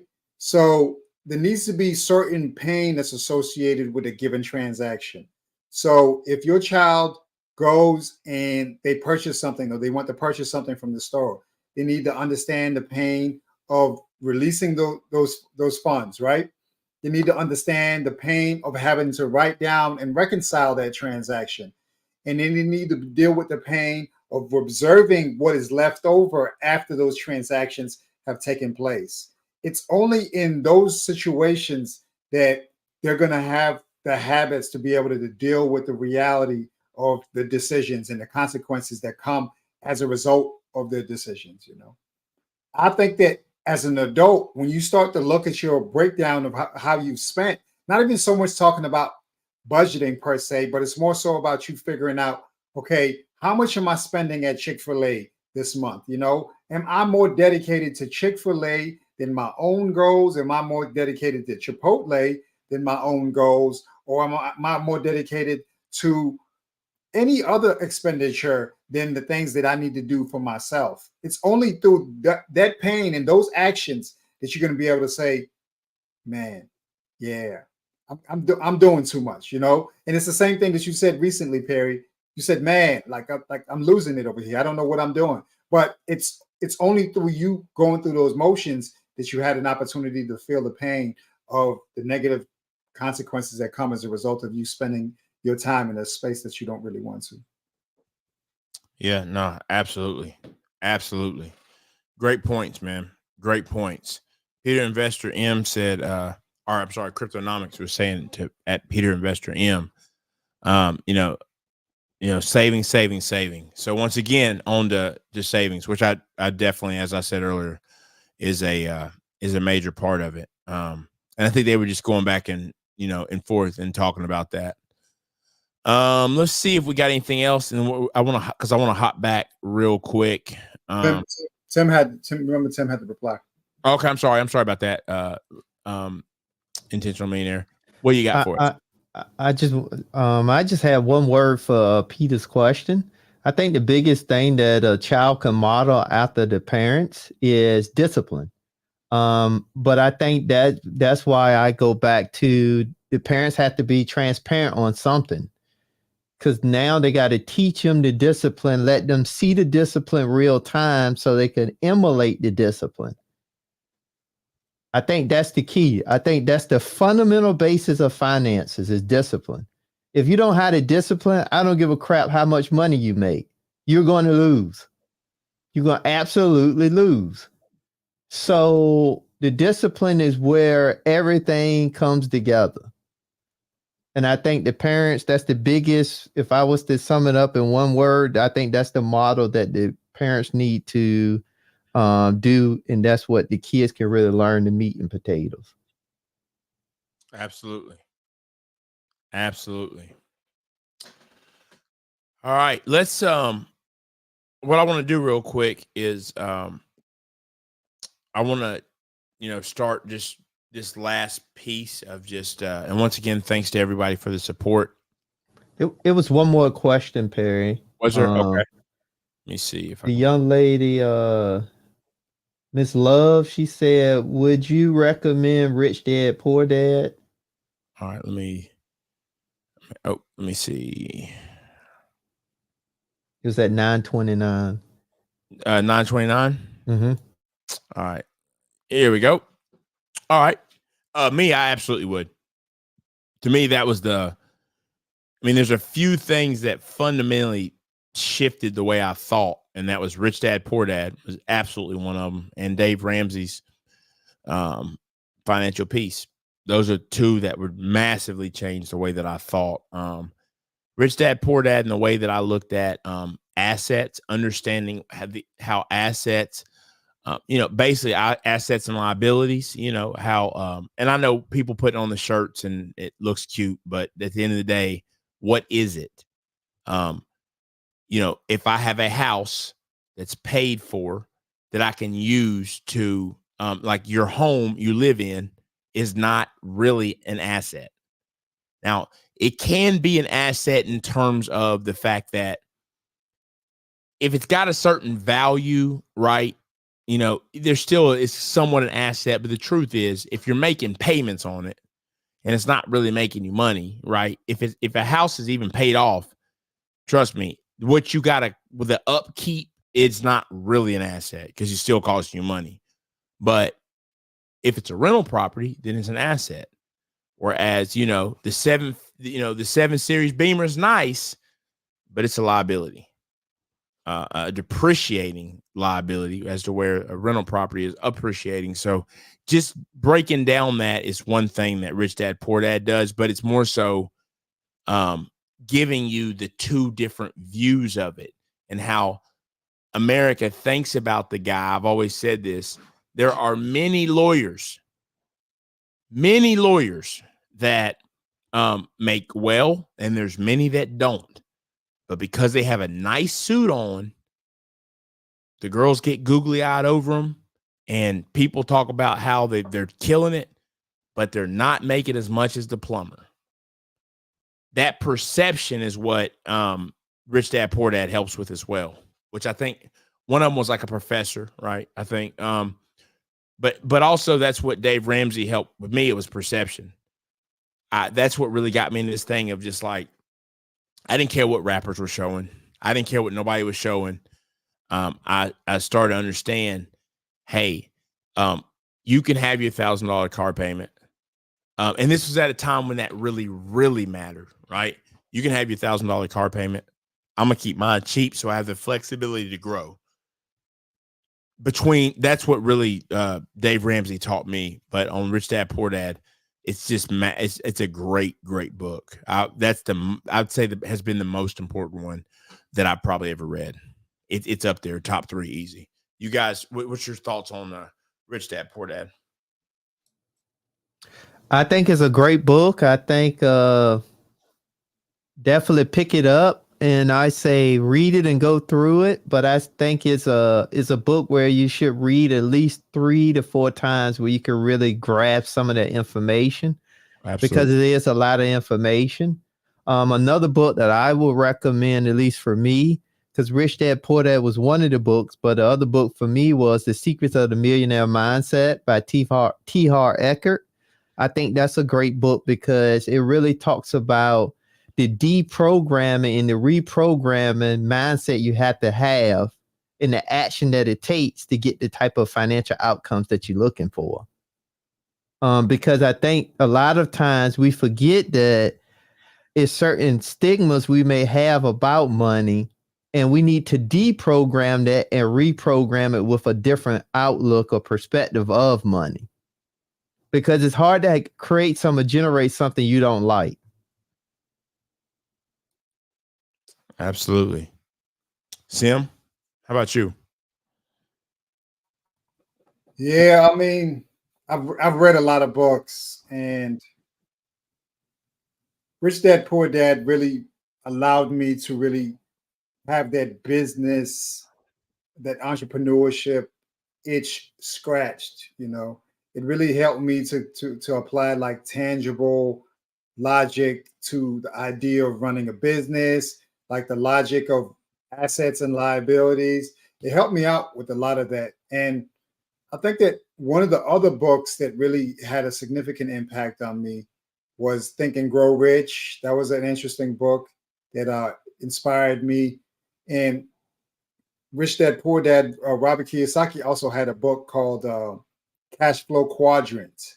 And it broke down the different spaces that money exists in. You know, you have the employee, you have the self-employed, you have someone who's a business owner, and then you have ultimately the investor. Those are the 4 different spaces that we all exist in. You know, there's a lot of different things that you can learn out here. And I found myself really pursuing a lot of these business people. And we covered some books, I think, in the last conversation that we had not too long ago. Those are some of the books that I can think of off the top of my head. There's some books that have been they're pretty controversial, and I feel like they really teach you like American money, because we can talk about money at large, right? But like money in America with the likes of The Color of Money, so you can understand how money was provided or opportunities were provided to, you know, Black people. Well, were not provided to Black people, but provided to everyone else, whether it's in the form of not giving you an opportunity to live in somebody's neighborhood through restrictive covenants, or not giving you the opportunity to get access to loans after you left the military with the GI Bill. So there are a number of different things that are out here. The other book that I can just think of off the top of my head that was really pivotal is the whiteness of money, and that's a book by I think her name is Barbara Dorothy Brown. She's an attorney out of Atlanta, and she talks about the same exact thing about how accrued disadvantage really negatively impacted the people. In my opinion, anyone who's not originally from here, they need to read these books that talks about accrued disadvantage here in these Americas before they really fix their mouth to be able to say, hey, people are not taking advantage of this opportunity. People are not taking advantage of that opportunity. You have to understand the systemic ways that people are being kept down before you can utter any sort of foolishness about how people are not optimizing their opportunities before them today, you know. Good stuff, man. Good stuff, as always, man. So let me kick off this last piece. We're not going to be much longer. I think we've been on about an hour and a half now. But I'm going to just kick off this last piece. We're talking about from 20 to 30. You know, what I think is important when you talk about 20 to 30, and just to reiterate, we went from, you know, newborn to 10, 10 to 20, and then 20 to 30. So I think when we reach in 20, you know, we've had that time. Hopefully the parents have instilled in us, you know, the basics, right? Have instilled in us the basics that we need to know. And when you come into 20, we're talking about being on our own. Some of that may be in college. Some of that may be starting to move out. Some people may still be, you know, living with their parents. But for the most part, the money, you know, you're working. And something also that we left out, I know that we would all agree on, is work ethic. Instilling work ethic. If you don't have work ethic by 20, you're screwed. I mean, you really got to instill that. Like you are, your kids need to see you have that work ethic. And whether that's through, hey, if they're going to do sports, going at it about it like a job, not just showing up, but working hard. You know, if you're going to play football, basketball, whatever, do the weight training, do it all, be involved, do what it takes. So you can instill that in them by more than just actually a physical job. It can be sports, it can be things like that. Teamwork, those things are important because you got to, you know, to make money in the world, you got to work with people. You got to partner up. So those are some things. But I think as far as 20, now we're looking at the path, a trade, college, the idea of minimizing the debt to get the degree, but a path carved out of how they're going to be able to be on their own successfully. What I don't like is this idea of when you're 18, you're out of here. Okay, well, that's fine. The child that you raised, if you want to feed him to the wolves, that's fine. But when you say that and you haven't prepared them for anything, you're the failure. That's my opinion. You know, like this to say you're out of here. Okay, so you're just going to throw them out there and you never did anything to prepare them. So it's about preparing them, but it's also about helping them to establish what they need to be able to go out on their own and also make the right decisions while away at college or wherever they're at. Right. So that's part of it. So I think that their path on how they're going to be successful needs to be established. And if you don't get that from a parent, you need to be focused on that. So you need to be focused. And the real simple thing is just say your parents taught you nothing. What you do need to know is you're going to have some level of skill to make it. Are you going to spend 10 years? The reason why, if you're someone who's driven and wants to make it anyway, you're going to always want to make it. So if you're loafing, you're going to loaf for 10 years and then you're going to your late 20s, like, okay, I got to go back to school or I got to go do something. It's better to establish that plan at 20 years old or 18, right? And then you've got a plan. So to me, it's okay. If I'm going to go to school, then it's going to be, and there's different ways to get this. If you got a scholarship, then by whatever means, right? I would maximize the what you get your degree on based on how much money you could make and something you'll somewhat enjoy. I'm not saying you just have to go do something you want to enjoy at all, but it's like, hey, I got a scholarship. Cool. Let me do that scholarship. And let me also do engineering, pharmacy. There's any number of things. You can do supply chain management. There's all kinds of stuff, but you can do the research and tell which ones are going to get it to you quicker. I don't think it has to be as quick if you get a scholarship. You can take a little more time because you won't owe anybody anything. So some of it is just by gauging it like that. But ultimately, if you're not going to have the scholarship, you need to go to community college. You can go to community college almost anywhere and basically not owe anything. So get the first 2 years knocked out. And then, we're looking at the last 2 years. And if you have to take some loans out, well, then you have to be wise about it. But at least you only owe for 2 years. But you need to focus on how can I obtain a trade or school for as cheap as possible. And it ain't no 1-to-1 ratio. Spend $100,000 to make $100,000. That's not a good idea. And certainly not spend $300,000 to make $80,000 or $30,000 like some people are doing. So I think that's the focus is from 18 to 20. How do I get a degree or a trade that's going to, even if it's not my final resting place as far as what I do my final kind of stopping place as far as what I'm going to do career wise. At least it's going to get me to a place where I can afford to pay my bills. I'm on my own, whether that's apartment or whatever. And with all those other habits, you really should be set up to continue to improve upon that. So, 20 to 30 is where a lot goes on. So you got to focus on that. And then you got to focus on the rest of it is, I think personally, you should be focused on, is there some type of business I can start? If you're not going to be good at business, then you don't have to do that. But just know that if you have real aspirations for really making money, you really need to try to think about, is there something business wise you can do?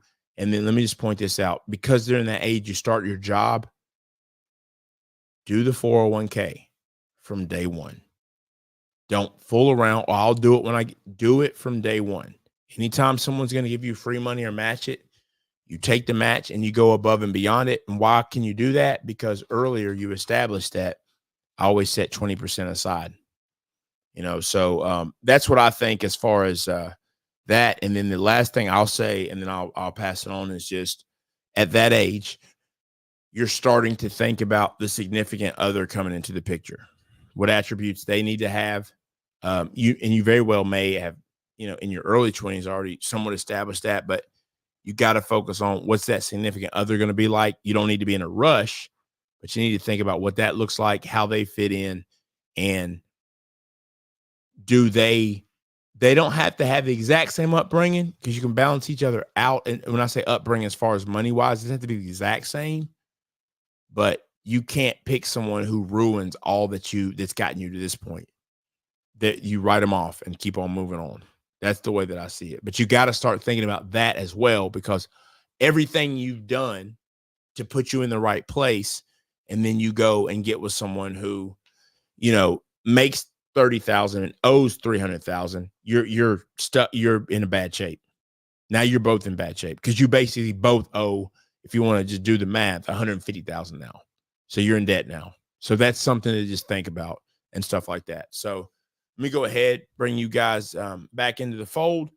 You want to go ahead, Tim, and what do you think from 20 to 30 is should be, that focus in, getting to the right place, getting to the right destination?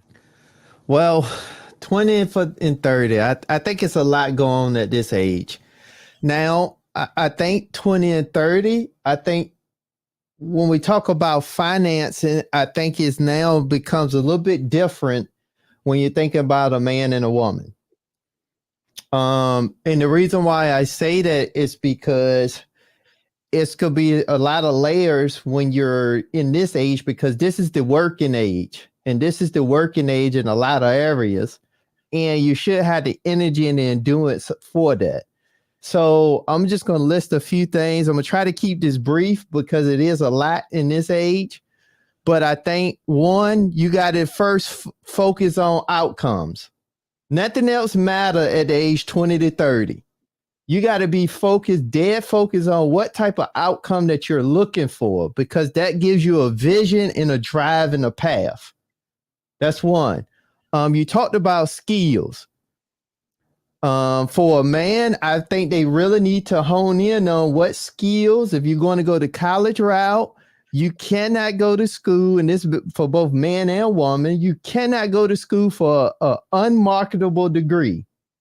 It does not make financial sense. So one, you got to know that.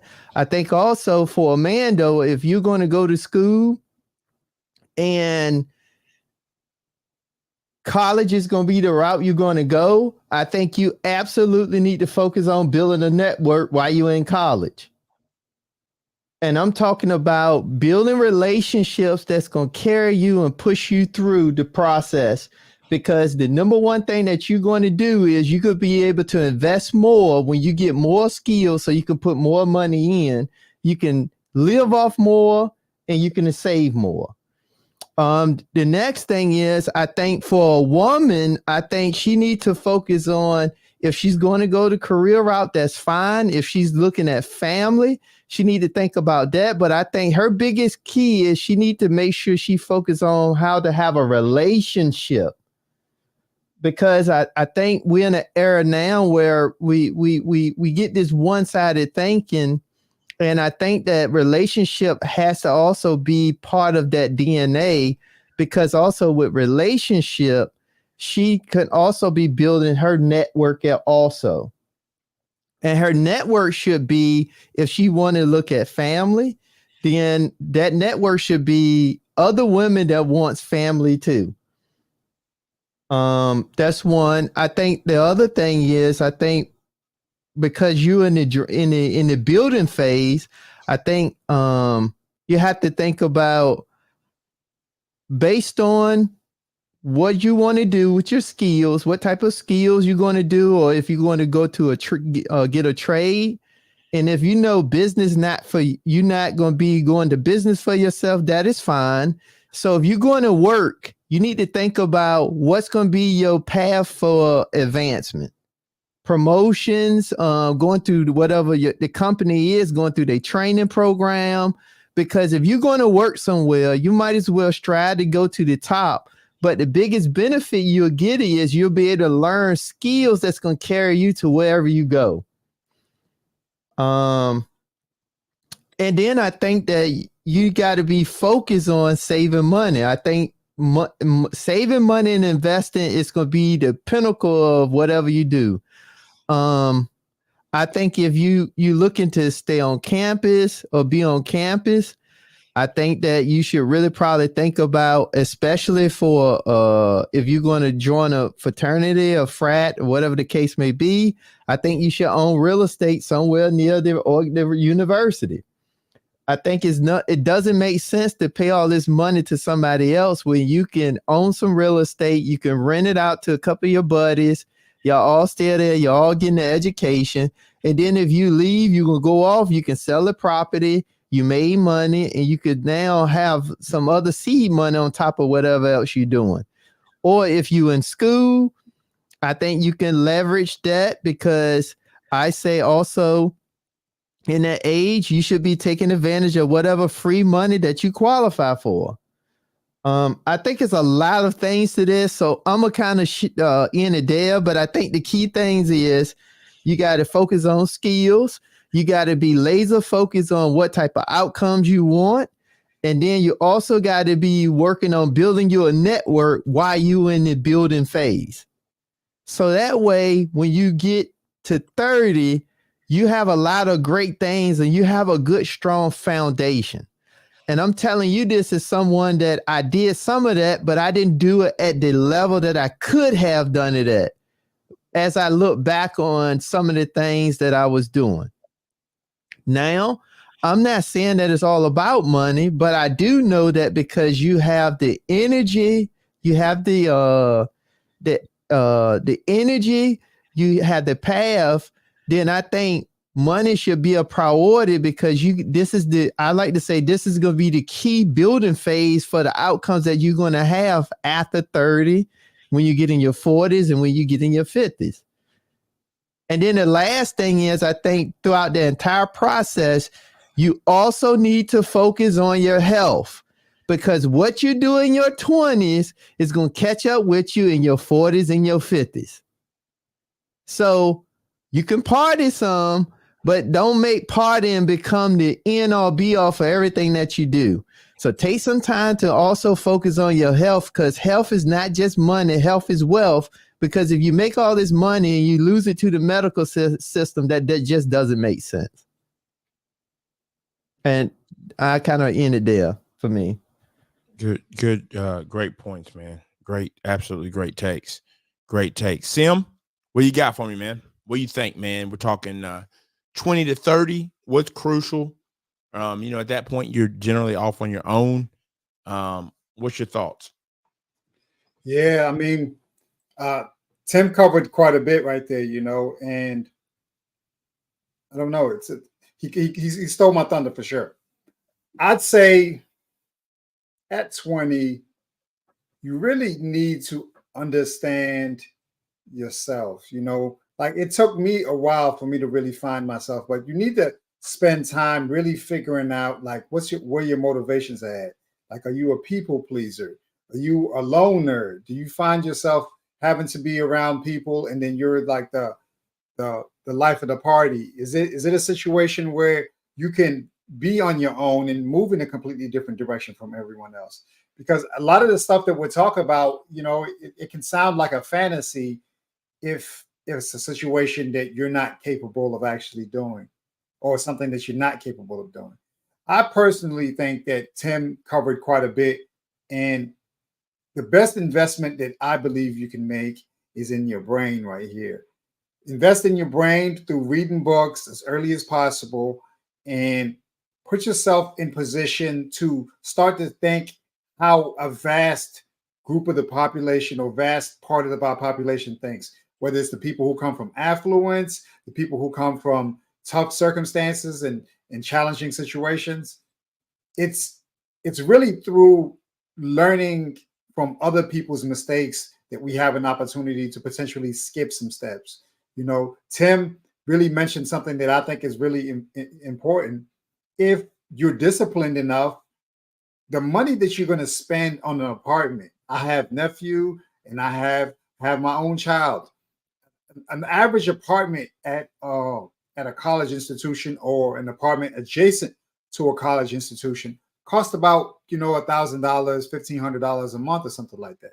So you got to start thinking, how can we put ourselves in position to potentially rent out to our classmates or our counterparts, or people that we're cool with, that we know that they're responsible. I think that it's very important to invest in your body, like Tim said, and you really have to make sure that you watch the people who are around you, because a lot of the situations that you can find yourself in can make or break your opportunities. You might not be able to gain access to security clearances or required backgrounds as a result of getting in trouble. Some people have an opportunity to have stuff swept underneath the rug, but there's a lot of us who don't have the legal power or the money for us to get legal representation in order for us to kind of circumvent those bad decisions and circumstances. I would also say that you just have to figure out a way for you not to do what everybody else is doing. Figure out a way to be a contrarian person, have a contrarian mindset, and know that as long as everybody's doing that one thing, if you're doing the exact opposite or maybe light years ahead of them, it's an opportunity for you to potentially miss out on the opportunity for you to put yourself in a really bad situation. I see a lot of stuff that happens out here on social media, even myself, lifestyle creep might creep in and try to compromise your opportunities for you to invest and save. But just do what you can in order for you to make your investments here, whether you can study books on stoicism, understand and read books on manhood and things that allow you to be able to assert your position as a young man. And the young ladies, I don't really have much that I can really contribute because I don't really have much experience advising women. I'm more so speaking from my own experience. But those are some of the things that I can speak to, just to add over and above what Tim said. Good stuff, man. So we're gonna wrap it up soon. Something I want to add to that, and it's not even about the money. It's I actually heard someone say this years ago. I took it personally. Was teaching, especially young people, right? Teaching them, watch out whose car you get in. It's as simple as that. I mean, watch out who you're hanging out with and what they're doing. Something as simple as a car ride home can get you killed with the wrong person. So you better make sure the people you're hanging with or you're riding with take their life as important as you take yours, or the money don't matter anyway. So that's just something that's important too, that we can't forget to teach younger people. It's because it's about making it through those years where you don't really have the wisdom. So that goes hand in hand with the money, is just making good life decisions, right? So that's the other piece about it is if you're just laying down with anybody, you got 4 or 5 kids, all the savings in the world don't matter at that point because you ain't gonna be saving nothing. So you have to think it's other stuff like that, like that makes a difference. And you're not setting, I don't care who you are, you're not setting, unless you're Nick Cannon, you're not setting 4 kids up for success. So you're just starting a long line of issues that started with you. So I think it's life decisions as well. We have to think about our life decisions and how they cause financial impact. Now, that's not to say, people have children, right? It's not that, but it's about these continued acts, right? I know a couple months back, there was the guy that said, I didn't want to have, I told him I didn't want no kids, but he's got like 7 and he keeps on doing the same thing. And it's like, we know child support, it doesn't matter what you told them. Child support going to catch up. And it's crazy because let's face it, nobody wants to say it, but we look at someone and we like, oh, I'm married, you got 8 kids, you broke. We think you're broke. Whether you are or not, we believe you're broke because we know how expensive kids are. And that's just how the world. So even the perception that you're broke is hurting you. You know what I'm saying? So I say that to say, think about your decisions on a day-to-day basis. And I think that's real hard for people that are 20 years old, right? Because they're just living from day to day, not really thinking about that stuff that's going to end up costing them. So that's very important. I want to point that out. I want to give each of you a chance to add anything else that you've got. And then if you just want to put, if you want to kind of put a bow on just the whole thing, we talked about influencers, but we talked about 0 to 30 years old. What we should be focusing on. And I thought it was important just to break that down into layers. Because I think if we take it more like that approach, you set a child up for success at the next 10 years.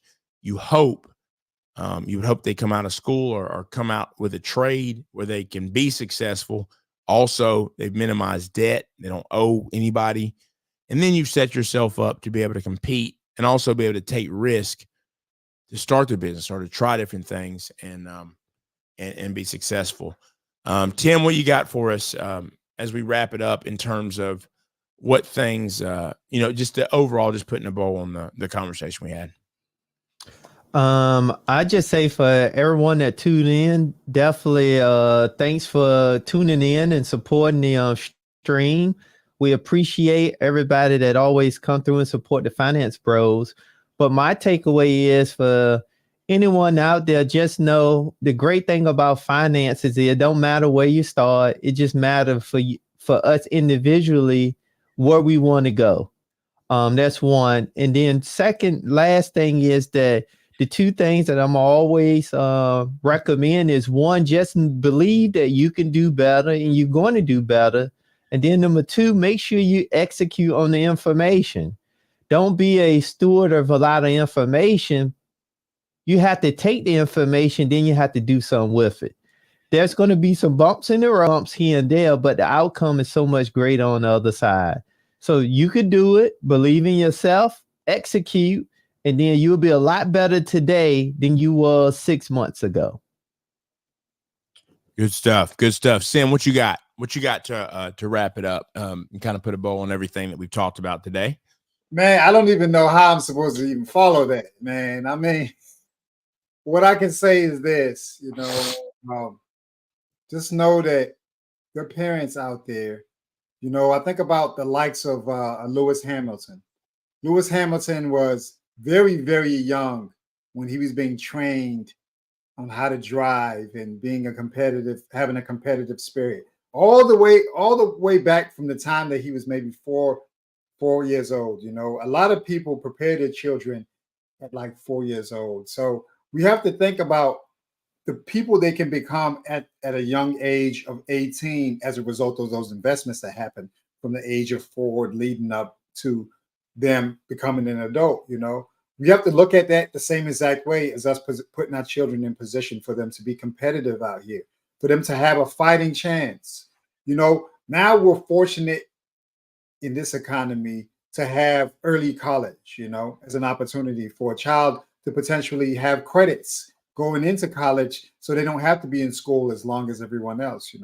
Just think about the little steps, the little investments that you can make in your child, whether it's just a heart-to-heart conversation about things that are centered around your life and some of the discoveries that you made later on in life that you think that they can benefit from at a younger age, So nothing too complicated. Beyond that, don't forget to invest in yourself first, make the contributions here, because ultimately you're going to have an opportunity to realize those going into the future. And that's it.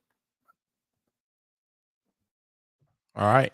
I thought that was great. And just in final comments for for myself, I think you guys nailed it. It's kind of hard to follow that up.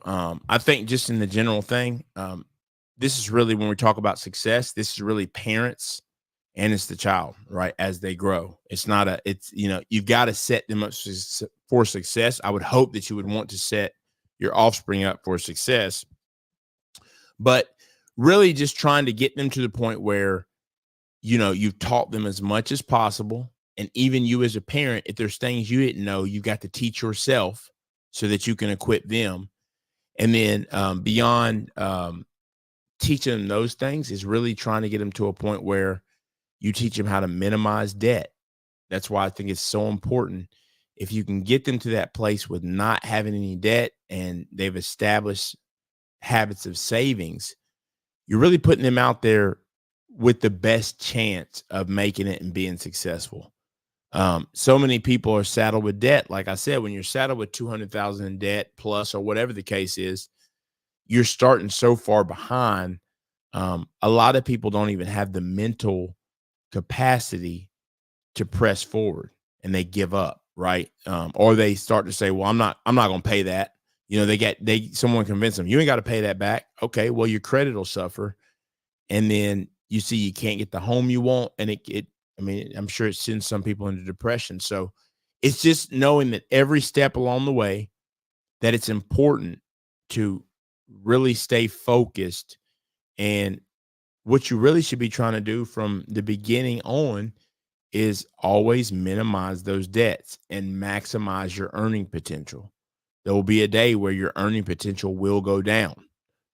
So that's why it's so important to maximize it, while you can. And we will pick back up and speak on this again because, we only spoke on, newborn right to 30, but you got 30 to 60, and then you also got 60 to 90 and beyond, right? So at this point, people are living so long, there's definitely more phases for us to attack, but we definitely appreciate each of you for supporting us and just taking part in it. As always, we'll be back next week. I definitely want to shout out to Sim, shout out to Tim. Definitely always appreciate just having this conversation with you all. And we hope that we're giving you tangible information that you can actually take and do something with it. And also in return, take a chance. We'll start making sure you have our emails as well. Ask us personalized questions, because that's what this is really about, is getting to a point where you're asking personal questions. We don't know your individual situation, but if there's some information that you would like or like to ask questions where we learn what we've learned, you ask those questions and we will definitely, absolutely provide feedback.